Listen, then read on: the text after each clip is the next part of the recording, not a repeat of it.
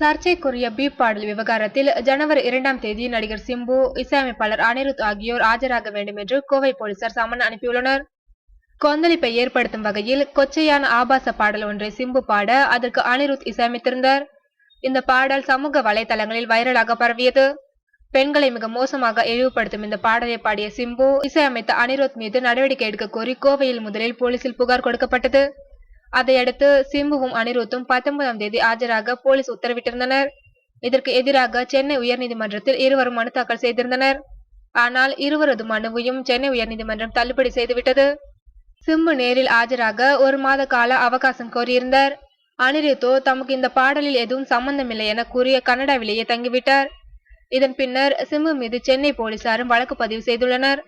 பின்னர் சிம்புவின் அப்பா டி. ராஜேந்தர் வருத்தம் தெரிவித்து விளக்கம் ஒன்றை கொடுத்தார்.